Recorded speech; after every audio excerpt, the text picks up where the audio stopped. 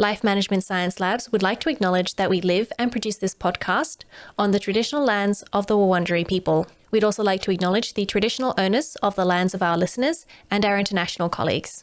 We'd like to thank and pay our respects to their elders, past, present, and emerging.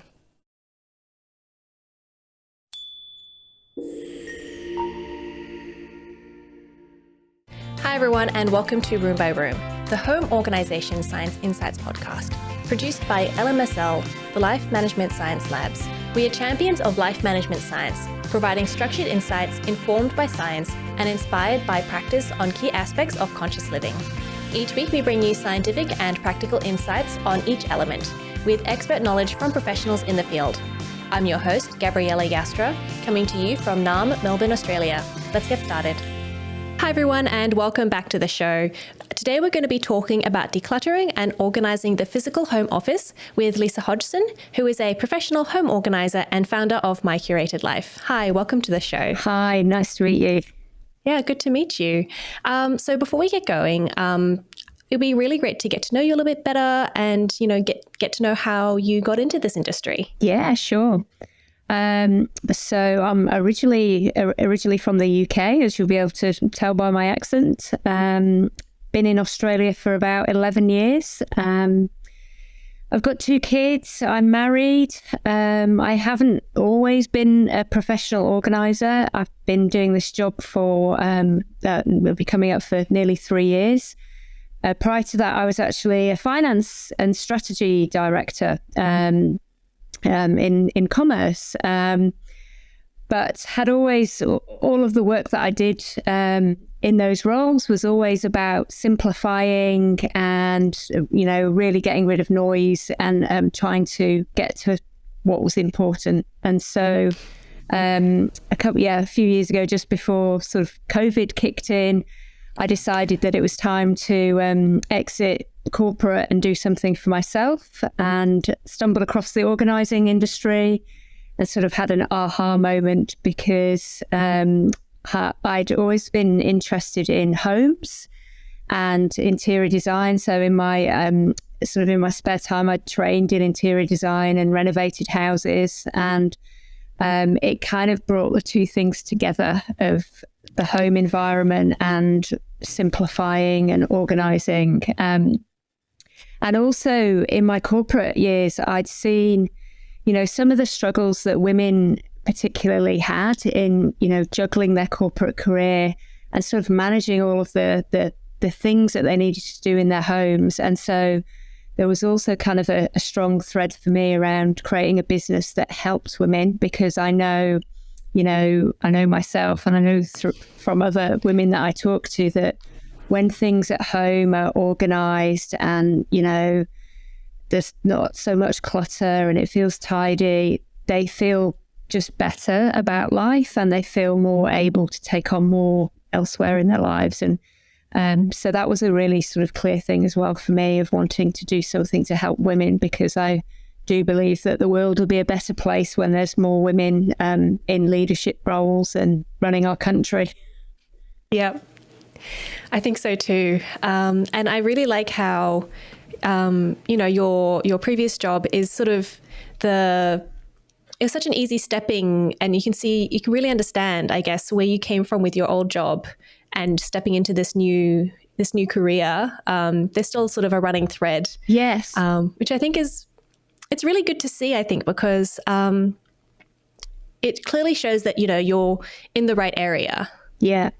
And I think that's the tricky thing sometimes, is when you know that you want to make a change and do something different, is landing on, well, what is that? And that there's things that you enjoyed in your past sort of career, but then trying to sort of, and that you were good at, but trying to sort of take them and work out, well, how could I use them, but in a different way? So for me personally, that required quite a bit of coaching and sort of drawing some of those things out. And then, landing on this this career now. So we'll hear lots more about My Curated Life and how to organize the home office. But first, we're going to do a section called Have You Met Lisa? So this is, we'll get you to say something that the first thing that comes to your mind when I say these words. Yeah. So our first word is book. Okay, so I read a lot, and I always have like my favorite book, and it constantly sort of changes. But there is one particular book that I've read over the last couple of years that's really stuck with me, and that's a book called Essentialism by Greg McKeown. And in that book, he talks about the way of the essentialist versus the non-essentialist. And I feel that this book is a book that we all need for our modern day life, because we're so bombarded by the amount of things that we can do, the notifications, the do this course, do that, buy this, there's so much bombardment of us personally. And I feel that this is a reason why, a lot of us have felt overwhelmed or are feeling overwhelmed in the world that we live in today. And what Greg talks about in his book is really cutting through that to work out what is really essential for you in the life that you want to live, and saying no to the rest of it, and building the strategies around yourself to not let yourself get sucked in. And yeah, for me, it's just a really powerful book. It relates to what I do in my job, but I just think it's bigger than that. It's about, life holistically, about, we only have so many hours in the day. And so gaining that sort of clarity and focus about what's important and what's not is so critical, I think, today for this world that we're living in. Yeah, definitely. I think that, we're just constantly, we have ads everywhere. We've got our phones telling us everything that we ever need to know. Yeah. But do we really need to know everything? Exactly. And and it's a real challenge. And I don't know anybody that, has mastered it completely. Maybe some of the the Buddhist monks, but there's most of us living a normal life. It's a constant battle to really get rid of the noise. Yeah, that sounds good. I think, definitely important. So do you have what about a movie? A movie, okay. I have to admit, I'm not a great movie. I don't watch a lot of movies. The only time I tend to watch movies is when I'm on a long haul flight back to the UK. But there are movies when I sort of look back that I just hold in my heart, which I'm going to give away my age a bit now, but those really cheesy sort of movies from like the 80s, like Top Gun and, Raiders of the Lost Ark, and just like really sort of, they were exciting at the time and sort of feel good. And I sort of still, if I watch those with my kids now, I'm like, oh, such a good movie. But yeah, not so much time for watching movies these days, sadly. No, but you definitely named some really good movies. Like, I don't think anyone's going to argue with you there. Yeah, they are classics. And what about for podcasts? Yeah, so podcast is a sort of a relatively new thing for me, and I don't listen to too many because I'm sort of a believer in when I have got downtime and I'm going for a walk or I'm driving in my car, like I actually like to not listen to things because again, it's sort of that noise thing of just having some moments where, you do have a proper rest. But when I do, I'm listening to a couple that people have recommended at the moment. So one of the ones that I'm really enjoying is The Imperfects, which is that guy, Hugh Van Cuylenburg. And it's really, they cover all sorts of different topics, but there's an interesting one a few weeks back where he was trying to live without his phone. So he'd been in, gone and got one of these sort of, they call them like dumb phones, where it's got no, it's just the phone and everything. And it's just quite interesting, like the challenges of trying to survive without things like Google Maps and, paying for stuff and, they just cover some really interesting topics. I'm really enjoying that one at the moment. Yeah, I don't know if I could, do anything without my phone. I'd actually like to. I'd like to. And I do. I think, I was saying this to my kids the other day. I was saying, surely at some point someone's going to come out with a better version of that dummy phone that just does the absolute basics. Like you do need kind of Google Maps, or they work out what are the one or two things that you could survive without all of the rest of it. I think you can sort of curate the apps on your phone so you only have... Yeah. Like you could get rid of a lot of stuff, and you could. But I think that's more of a personal choice. Yeah, and it's difficult. Like I found, you know, since I started my own business, my phone use has increased so much because I'm using so many different apps that I need to actually run my business.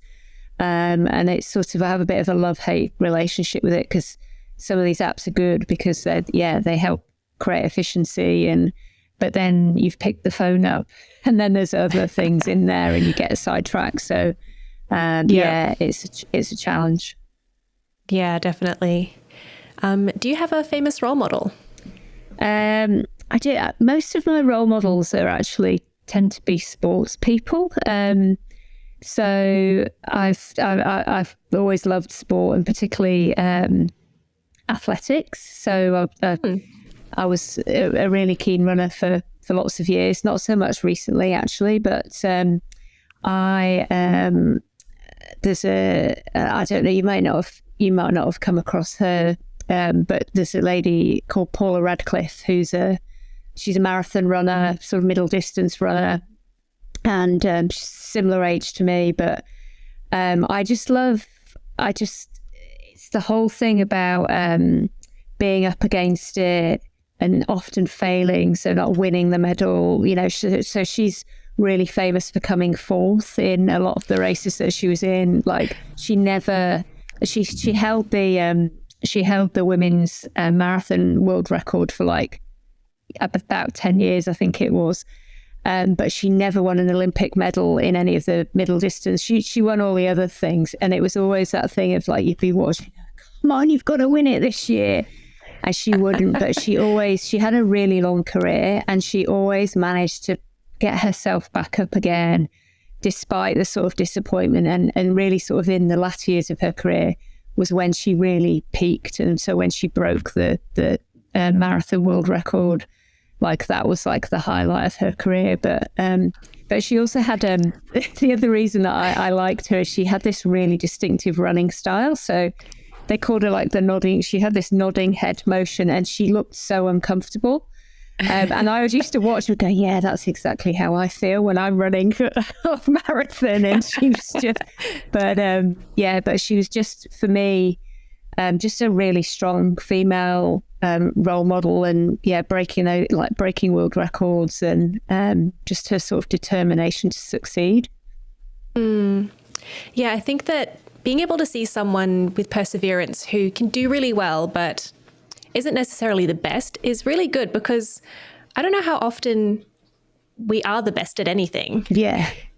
If that makes sense. Yeah, no, exactly. And I think it's challenging in sport as well, because it's so competitive, and, you know, you can be the best in your region, but then you go up to the next level, and then there's the next level, and then there's more people who are the best from. Yeah. I think keeping that motivation and sort of belief that, you know, you can still go higher. You know, you might never reach the top, but that there's always room to improve and knock another second off that time, or, you know, in business, you know, add another X dollars to your top line, or, you know, there's always something that you can do to get better. Yeah, definitely. So how do you define home organization? So I think, I mean, sort of being really sort of literally about it, sort of organizing the possessions in your home. So creating systems and sort of structure around the possessions in your home is the way that I would define it. Yeah. And what about some misconceptions about it? Good question. Well, I think home organization's become like a trend. I mean, you only have to walk into your local DIY store these days, or spend a bit of time in IKEA. And you'll see that it's something that's really grown in popularity. I think the biggest misconception, though, is that people, so you'll read and you hear a lot about, if you have an organized home, the life will be so much better, and you'll get all these benefits. And so I think a lot of people, get sucked into that, but at a very surface level. So they'll go, I'm going to go and organize like this room, and I'm going to go. So they go out and they buy lots of containers and bring them all back in, and put things in them. So I think the misconception, but often they don't gain the benefits, that perhaps they read about, because just organizing your things is only one part really of like creating an environment that's calm, relaxing, reduces your stress, and so you've got to look at.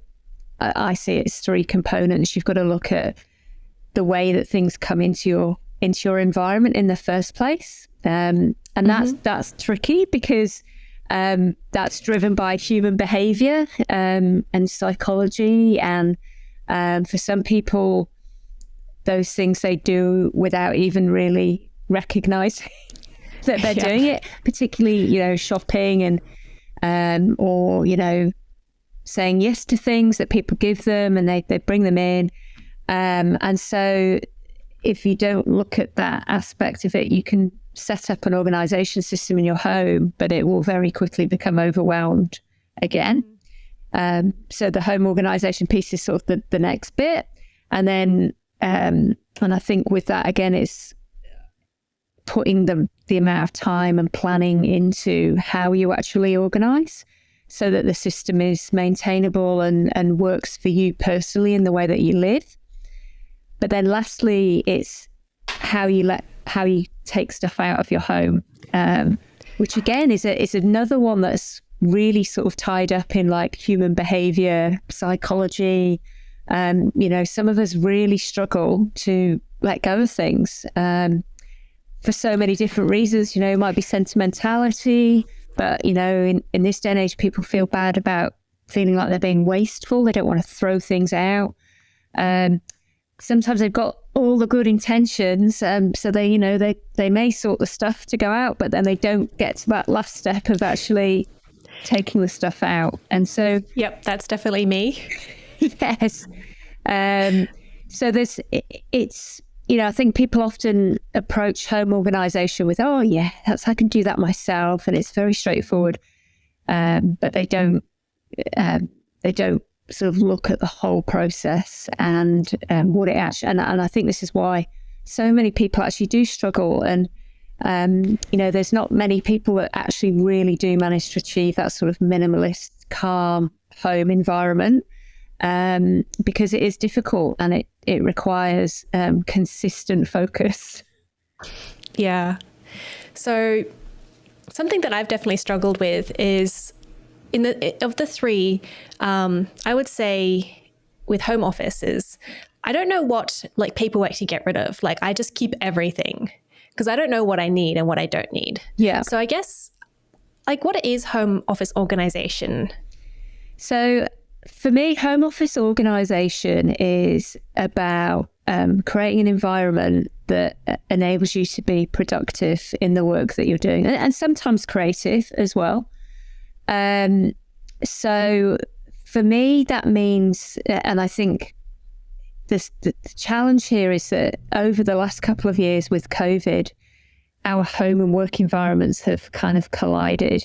And I do feel that has added to the level of overwhelm for some people, because there's no longer that sort of clear delineation for a lot of people.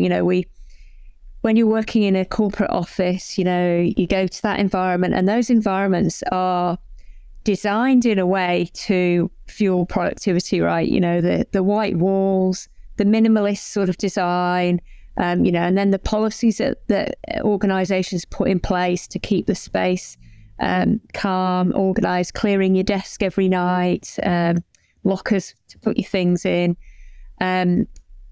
but in our home environment, we don't have, somebody hasn't done that for us. So it can become difficult for people to, delineate between this is my workspace and this is my home and living space. And that's where it gets quite difficult, I think, if you don't have a dedicated zone and space. I mean, even if you do, because of the way that we live, that space will get cluttered. You know, if you have kids, my kids will be in here dropping things on the desk, opening drawers and looking for things constantly. So it requires a constant level of sort of maintenance as well. I do work from home sometimes. So I've got a home office, but it's also the dumping ground for everything else that doesn't belong in the house. Yeah.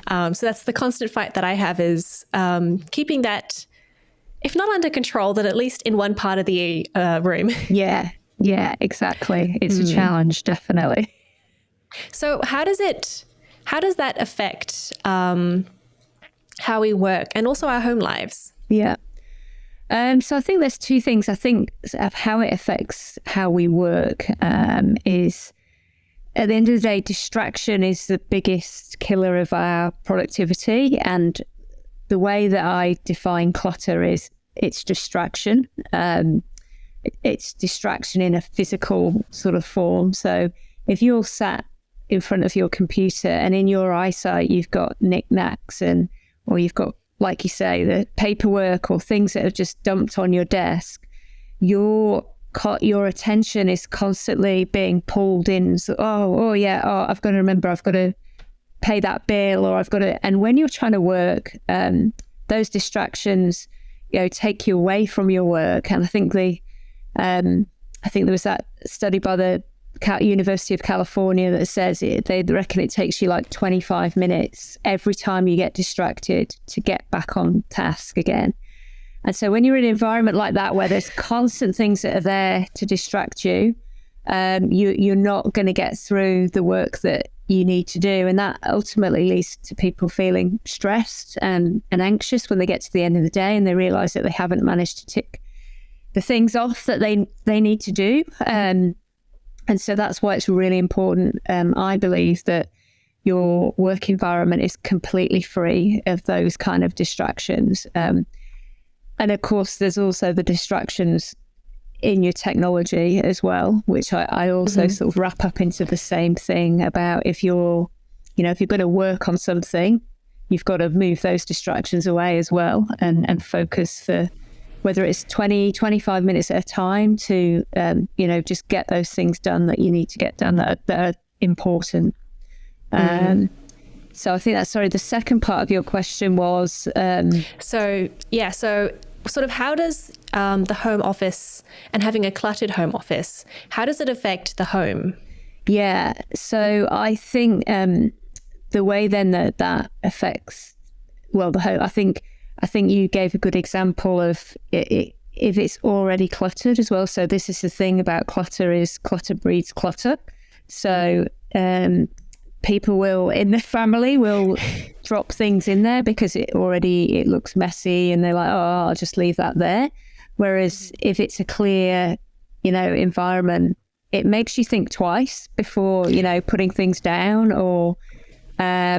So I think it sort of has that impact. I also think when you don't delineate between this is a work environment versus this is a home environment, it's hard to switch off. So, in the evenings and stuff, I think switching your brain off from like work and home, it is challenging. So when it is all sort of mixed in, yeah.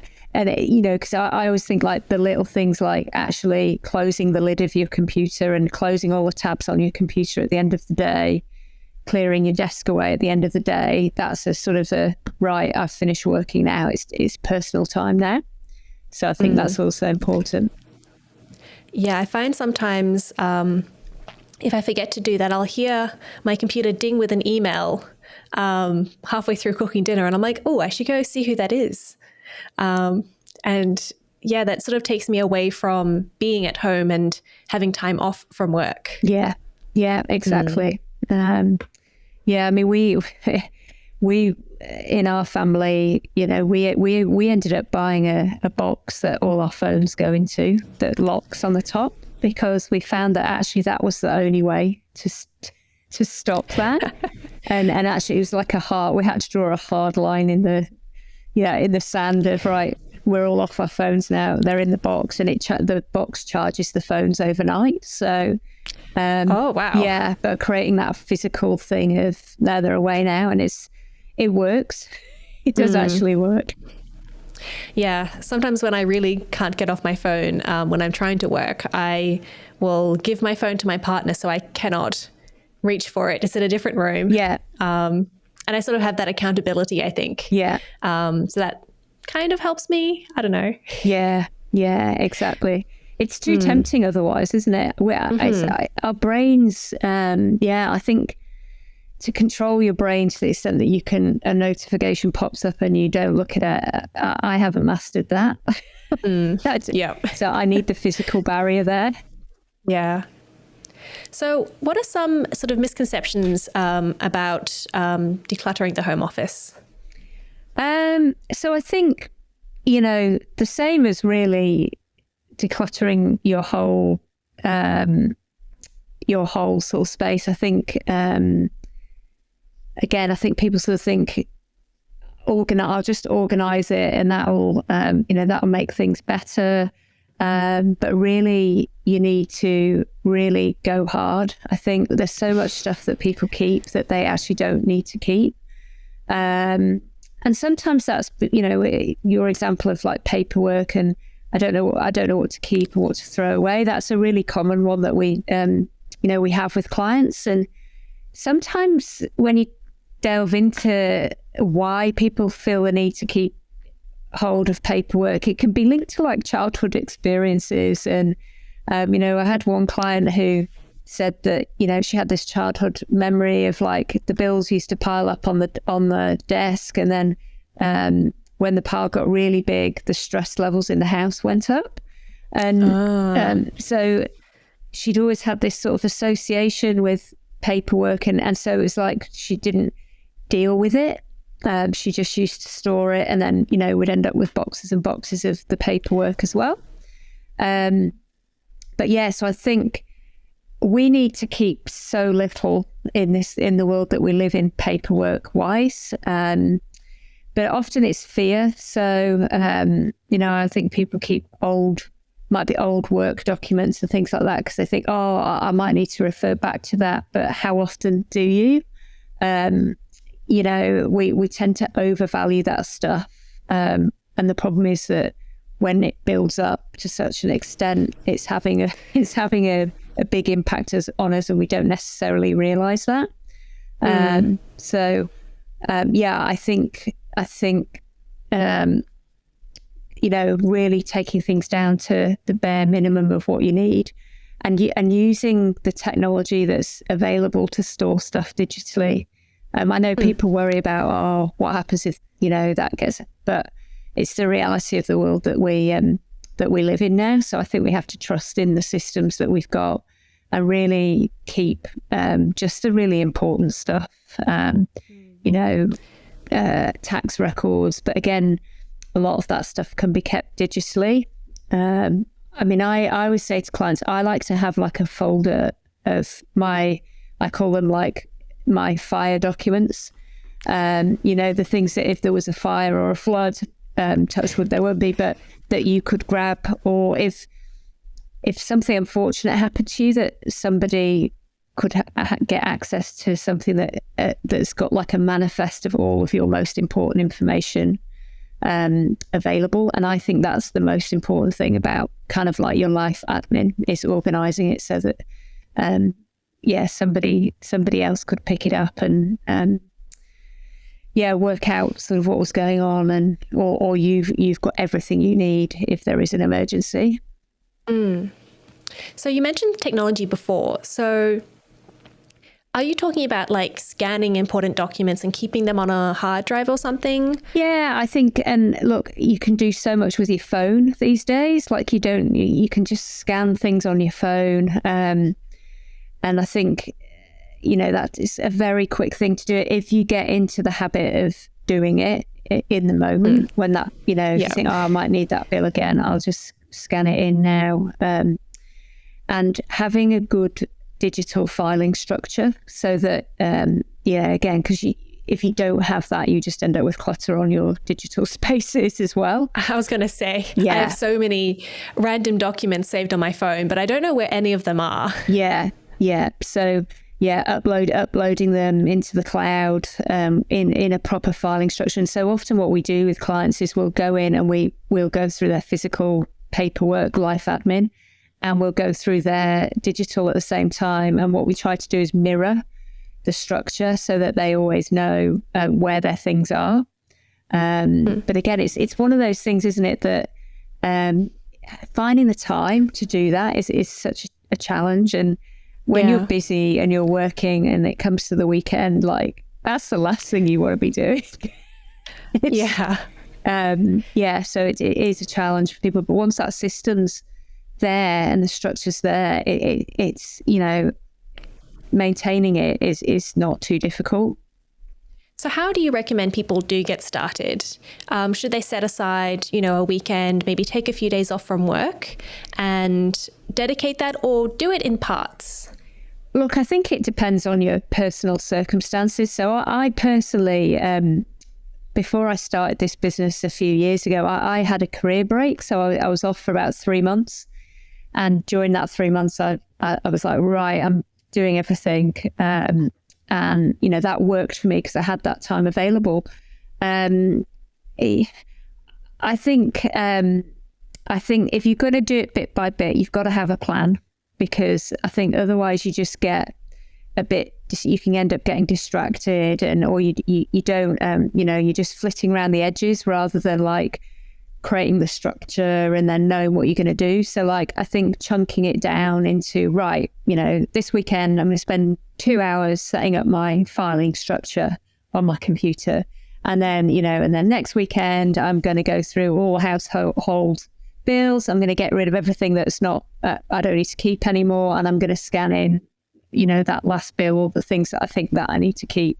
I think having that sort of structure and knowing when you're going to do things, because I think otherwise you can end up not sticking to things, and you start with a good intention. And likewise, I think it with doing it as a big project, it depends on you as well. Like personally now, if I wouldn't want to spend my weekends doing that, I think there's probably like better things to do. And I mean, I'm a great fan of outsourcing as well. So if I think I can find somebody that can do that, obviously I can do that stuff myself, but other type of things, there's lots of businesses out there now that can help you. And, because photos is another one that people struggle with. Yeah. Yes. I have so many photos on my phone. Yeah. And I'm going to confess, so do I, because of the job that I do. So it's not unusual for me to gather 100 photos in a day if I'm going around to people's houses and doing quotes. Wow. And so that's a constant, feels like a battle sometimes of organising, right, getting rid of, the ones that we don't need. And, it's really constant.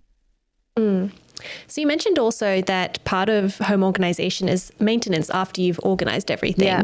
Do you have any tips for how to make that a habit? Yeah. So, I mean, I'm a great fan of another great book, Atomic Habits, by James Clear, about habit stacking, and how, you start off with something really small and then you layer something else on top of it.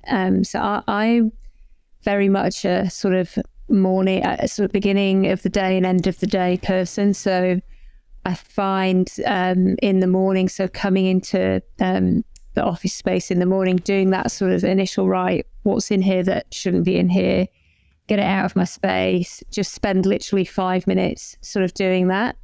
And then at the end of the day, following the same process. So, right, what's on the desk, what can go away. And, I've got the space, I've created the space for my things to go away into a drawer because I've already sort of decluttered. But yeah, clearing the desk. So in my head, I'm always going, clear desk time, everybody. I'm like pretending I'm in the office. And then also things like just closing all the tabs down on your computer and actually shutting your computer screen down. And it's almost like a ritual of that's the end of the sort of the work day. So I think that I find, and James Clear talks a lot in his book about making the tasks really small, because you're more likely to do them if you know that. And setting a timer is really good for some people. A lot of our clients have like ADHD and things like that, and they use the timer process to do it. But I actually think it works well for anybody. Of just go, right, 5-minute timer. I'm just going to spend 5 minutes tidying up and getting myself set for the day, and then the same at the end of the day. But yeah, just doing the small things and just doing them regularly, I think is really, really helpful. What are some other challenges people have? You mentioned you've created this space. I imagine it's a cluttered space. How do you find the space to organize things? Yeah. So I mean, you've got to do the hard work to do the decluttering, and again, there's different ways that you can approach that. Breaking it down, doing a drawer at a time. And it's really asking yourself those challenging questions around, why am I keeping this? What do I need it for? When did I last look at it? What's the risk if I didn't have it? And it's time consuming for some people. So some people are really good at it. If they've got the time allocated, they can make those decisions quite quickly. But for other people, they need the support to know that it's okay to let that stuff go and nothing terrible is going to happen if they do. But I think breaking it down into small chunks, and I would say to people, because even sometimes we work with clients and they it's a journey. So, you might only get rid of like 10% of it the first time, but you've got to keep coming back to it and keep asking yourself those questions. So like 3 months later, okay, I kept that because I thought I was going to use it for something, but actually I haven't. So maybe that's now the time to sort of to move it on. And eventually I think when you embed that as a process in your life, you get much better at it.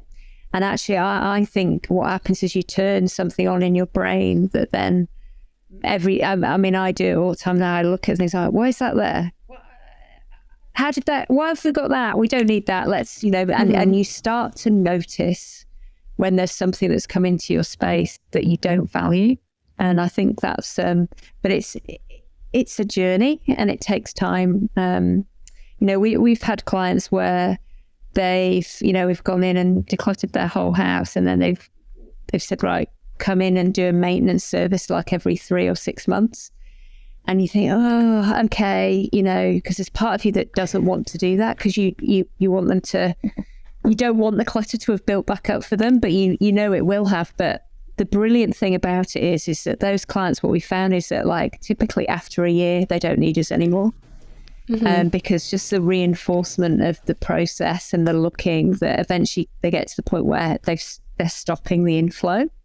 So they're looking at why they're bringing stuff in, and they've started to stop it. So there's not as much coming in, and then they feel more able to manage what they've got and get rid of things. But it's like everything, is it? It's like, I always think decluttering, it's like fitness. It's like,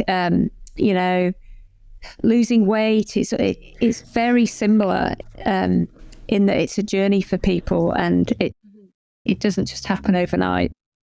Yeah.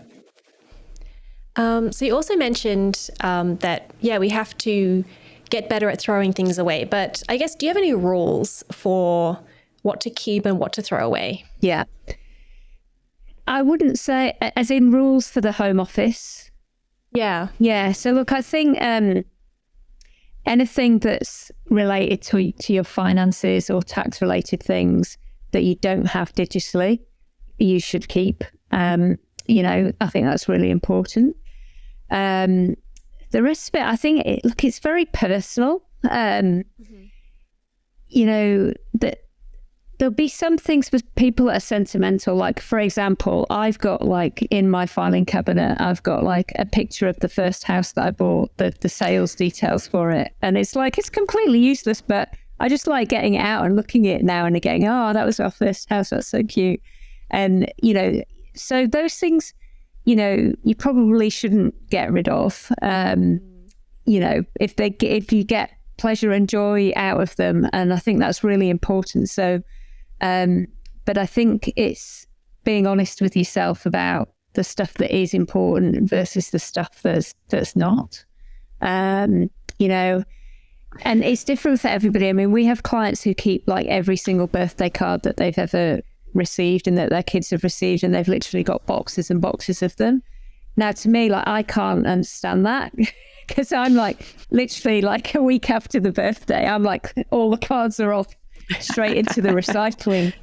But I know for some people, the words are important in there, or, they think, well, what if that relative, passes on? Like, I want to have that sort of memory. So I would never sort of force somebody. But what I would say is, well, maybe just could you bring it down a little bit and get rid of the ones that aren't as important. So like, some child in your kids' kindy class who's like moved on now, or, just it comes back again to the Greg McEwen concept of like essential versus not essential, like working out what is important. Because, if you live in an environment where you think everything's important, then life's going to be much harder for you, because of the weight of carrying all that stuff around in life gets overwhelming. Yes, I think the Christmas cards that we receive from all the different companies probably don't need to keep them. Exactly. Yeah, we really don't need to keep those things. Yeah, or the ones that just say happy birthday. Yeah. And nothing else. Yeah, exactly. Don't need to keep those. Yeah. So what's a practice that you do in your own home to keep your home organized, your home office organized? So I think going back to it's the beginning and the start of the day routine for me. And I think even just in the course of the day as well, like I tend to try and work in those like 25-minute bursts. So when I finish those bursts, then what I'm trying to get in, and I'm on a journey with this as well, is getting into the practice of is then closing everything down, particularly like the tabs on my computer, or like, I don't know, I might have been scribbling on a piece of paper, but I finished that task now, clear out what was to do with that, so that then when I start my next focused effort, I've got a clean slate again. Because again, that sort of comes back to the distraction thing. If you've still got the paperwork sitting there from something you were working on before, you might then start looking at that again and think, oh, I've just missed something there, or, and then you're into that sort of cycle of distraction again. But yeah, look, it's hard. Like I find it hard, and it's something I'm trying to master for sure. Yes, I think I don't think anyone's perfect, and I think that we're all working towards improving ourselves one little bit at a time. Yeah, exactly, and that's the most important thing, isn't it? I think that if you're of that mindset that you want to kind of improve and get better, I think life's good then, because even if you're only making small progress, you're still making progress. And when it comes to clutter, I think that progress it does become life-changing, and you do feel better, you have more time, you feel less stressed, you feel more able to sort of do the things that you need to do to get done. And I think that's really important today. Yeah, definitely. Was there anything that we missed that you wanted to talk about? I don't think so. I mean, I think, so there is one other thing that I would say that is we see in like every home office that we work in is dealing with like technology and cables. Like there's so many different pieces of tech equipment that we need. And so trying to be really disciplined about managing your tech cables, like labeling things, because we literally spend hours in people's, with like, there'll be boxes of just like all jumbled up cables and, you know, trying to work out what belongs with what. So try and keep that stuff organized. There's some great organization boxes that you can get that have got all little sections in, and just put labels on the actual like plugs or the wires so that you know what things belong to, because it'll save you a lot of time down the line. And then I think with managing the spaghetti junction on your desk of all the cables, again, you don't have to live with that like that. There's some really good cable management boxes and things that either just sit under your desk or even just on top of your desk. There's, you know, there's some that look really nice as well now. So just get that stuff away and in those, you know, so because that is another, looking at that mess on your desk doesn't make you feel good. No, definitely not. Or when you can't find something and your computer's about to die. Yeah, exactly. So we've also got some questions from the audience. Yeah. So our first question is, what is an effective way to declutter and organize your office space? Yeah. So the way that I think works well is to start off with a plan. So just spend 10 minutes and just think about all the areas in your home office, you know, and the types of things that you've got in there.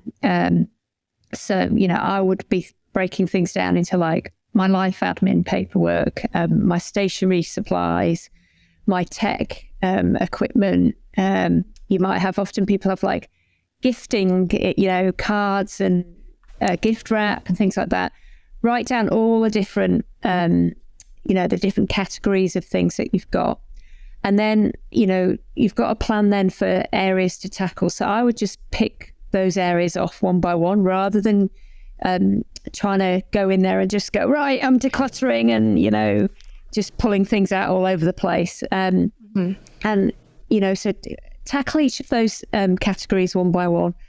Go round the space and pull out everything that belongs to that category, because the likelihood is, you know, you've probably got cables and tech stuff all over the place. Put it in a box, bring it all together, and then review it. So, you know, and then go through and, you know, particularly cables and things like that. Does that belong to something that you don't use anymore? You know, work out, is it something that's important or not? Do I need to keep it? And separate out, you know, the things that you don't need to keep. And then I think, so that's the sort of the decluttering part. But then the next bit is really to think about, where is that category going to live now? Because the way that home organization systems become successful is by creating a home, a place where the different categories of things belong. So, you know, what space have you got in the office? Drawers, you know, shelves. What's going to make the most sense for that? You know, that to be stored, and it needs to be functional for you as well. So if it's something that you use a lot, you need it close to hand. And then the next bit is to then work out how you're actually going to store it. So, you know, you might then have to look at, do I need a certain type of container? Think about the functionality of that container. So as I said, with cables, having, you know, those like divided boxes is really good, because it just stops it all getting tangled. But you know, if you've got stationery supplies, you might want some drawers, little drawers that pull out that you can put all the different types in and create those homes. And so I think they're the main things. And then obviously get rid of the stuff that you've decluttered. And my business partner always says to people that, I mean, we often take away donations and things for people, but she always says, put them on, take it out of the house and put it on the front seat of the car next to you, because you'll feel so bad every time you look over at that it'll force you to get rid of it quickly. So, yeah, so it's a really good tip. And do you have any like creative methods that you can use to organize your office? Creative. No, I mean, creative, I mean, look, there are some quite nice solutions that we use. So one of our favourite solutions at the moment is like a pegboard system. So you might have seen some of these that you can put up on the wall, and it's got like different sort of organisers on them.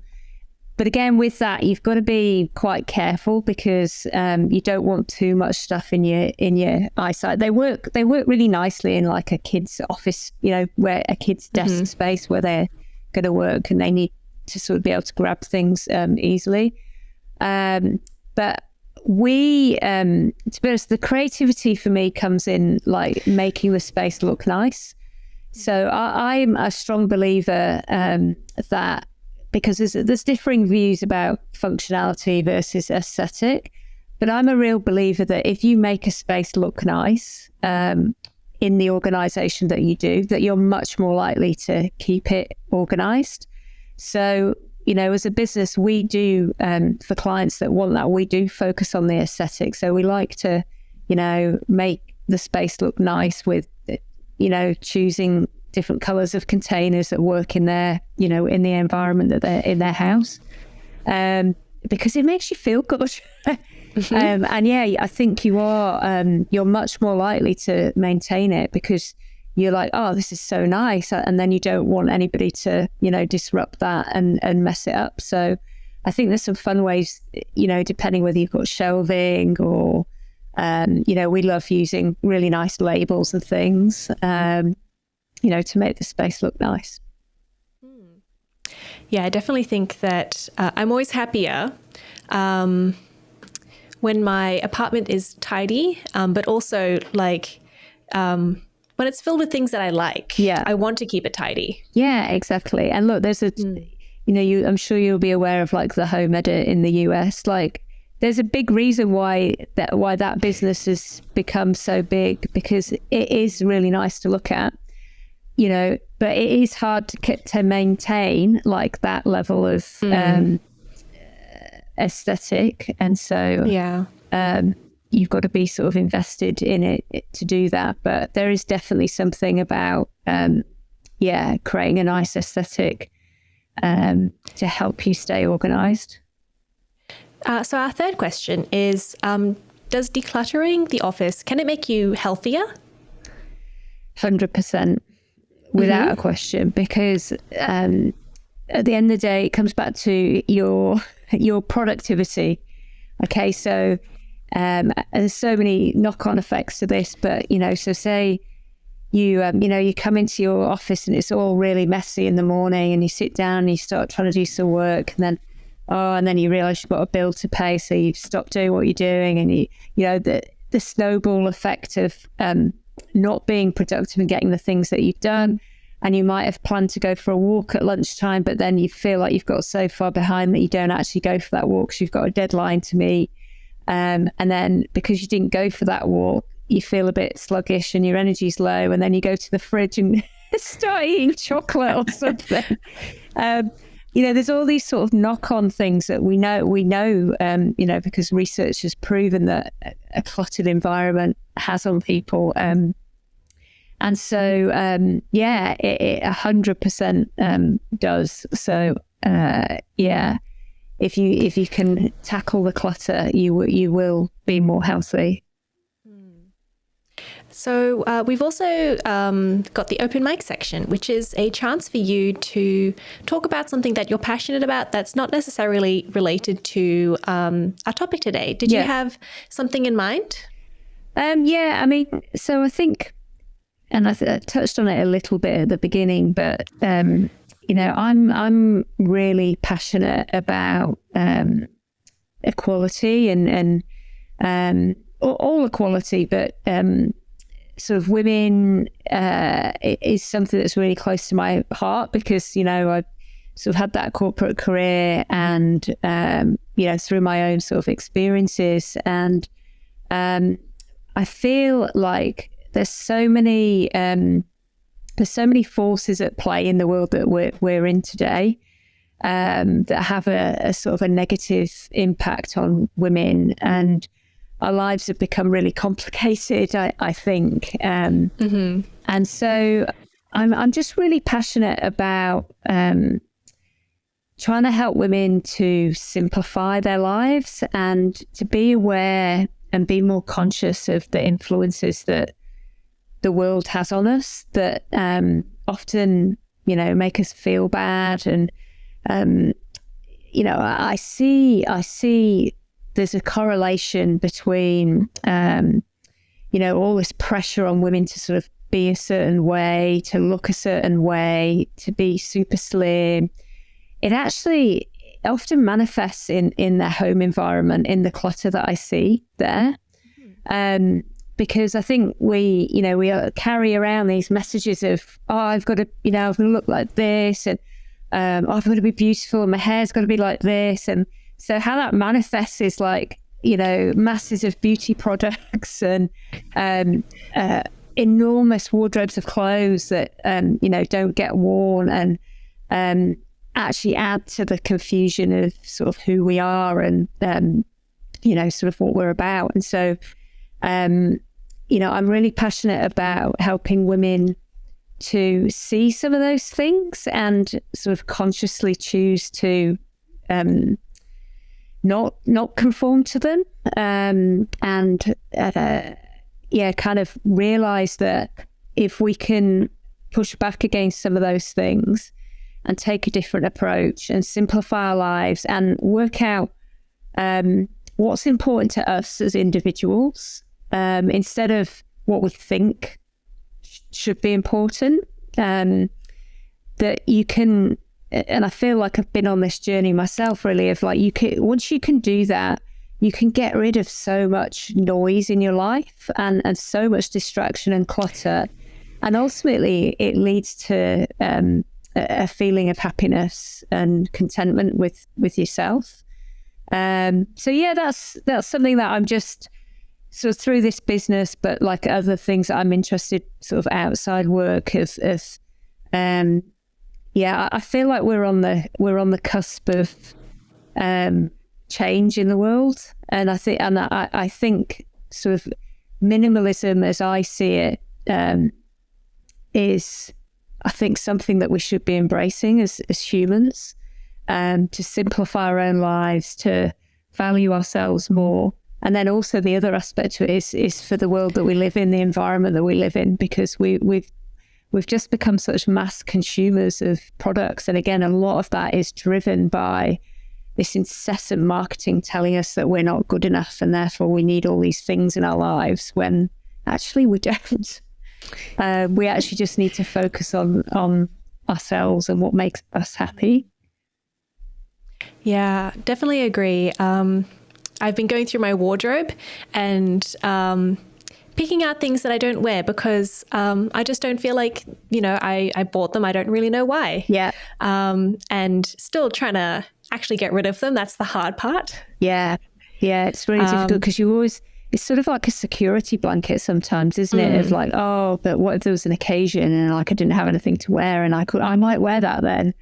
Yeah. I mean, so I have been through the same. I think for years I didn't really understand my own style, or I didn't know what colours suited me and what suited my body shape and things like that. And actually the best investment I ever made was to get somebody to come and tell me those things. And again, that it's simplified things, because it's almost like, oh, okay, well, I've almost got like a playbook now. So like, I can stop wasting my time wandering around the shops going, oh, that's a pretty pattern. Oh, it doesn't know if it looks nice on me, or like, because I know I've got these sort of guidelines now in my life around what does work for me. And I think like what a really good stylist, and again, it's finding the right kind of stylist, but a really good stylist will help you define your own style, which I think is really important as well.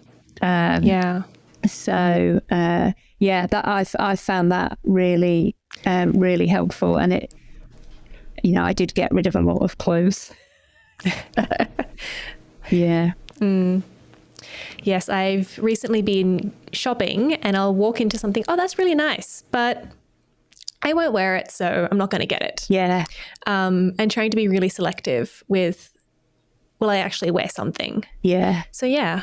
Yeah, and I think when you focus, because like, you know, there's that statistic about you wear 20% of your wardrobe 80% of the time, and I completely believe that that's true based on my own sort of experiences. But you know, when you actually know what that 20% should look like, so when you know, well, because I have to say to clients, right, tell me like what percentage of your time do you spend doing like inactive wear at the beach? Like we go through that, and then I'm like, okay, so you probably spend like 1% of your time wearing formal wear. Yeah, you've got a whole wardrobe of like formal dresses and things like that. And it's so, you know, when you can get it down to, well, what is that 20%? What should it look like? Then you can really focus on buying really beautiful quality items instead of the sort of the fast fashion things, which are often then the things that end up as the clutter because they get out of shape or they don't wash well and things. So yeah, I think it's a really good process to go through. Yeah, definitely. So if our listeners want to find out anything more about you, where can they find you? Yeah, so our website is www.mycuratedlife.com.au. If you'd like to see some of the work that we do, though, I'd suggest hopping over to Instagram. So we post lots of pictures of our projects and tips and advice. And we are at My Curated Life AU on Instagram. And we'll put those links in the show notes for everyone to find nice and easy. Thanks. I appreciate that. Thank you. Yeah, thank you so much for joining me today. It was really good to talk to you. Yeah, thank you. I really enjoyed our conversation. Thanks. You've been listening to Room by Room, produced by the Home Organisation Science Labs, a division of LMSL, the Life Management Science Labs. More episodes like this from across 10 life management perspectives can be found by searching LMSL on Apple Podcasts, Google Podcasts, Spotify, and YouTube, and any other podcasting apps available on your smart devices. If you enjoyed this episode, please consider rating, sharing, and subscribing to our channel, as it helps other people to find it so we can grow and continue to bring you quality resources. More of our work can be found on our website, ho.lmsl.net, where you can join our movement. I'm Gabriella Joustra, and thanks for tuning in.